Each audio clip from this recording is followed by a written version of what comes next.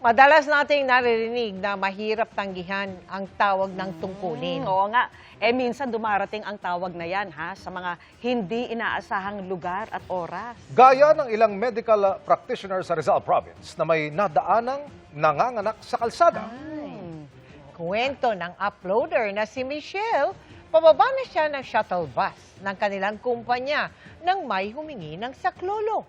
Pagtingin niya, may ginang na nakahiga at nanganganak. Abay, tinawag niya ang mga kasama, kabilang ang ilang nurse na yan at iba pang mula sa iba't ibang departamento ng kanyang pinapasukang ospital. Mga kapuso, hindi nila iniwan ang pasyente hanggang hindi siya ligtas na naisakay sa ambulansya.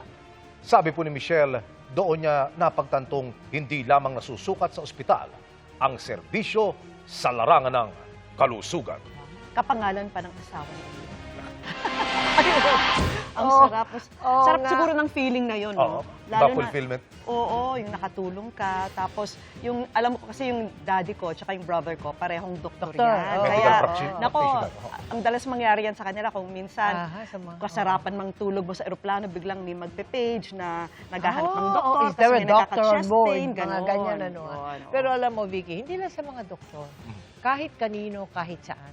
Yung pagkakataon na nakita mo o nakaabot ka ng oportunidad na Pagkakataon. makatulong sa kapwa. Blessing na agad yan from the Lord. Aha. Ba't mo tatanggihan ang blessing? Yun, Diba? ma'am. Yun ay pribilehiyo para Pribilehiyo makapaghatid ka ng mo. tulong sa kapwa mo. Oo. At ikaw ay may mga siyempre, may gantimpala ka sa kagandahan ng iyong ibibigay sa kapwa mo. Parating Dalisay meron. na kalooban na makapaghatid ng dalisay na serbisyo publiko. Yun Oo. pa, ma'am. At ang balik daw, ilang beses? Ako, 7 times, mga higit pa, ma'am. Okay lang. Hindi ba maganda yun?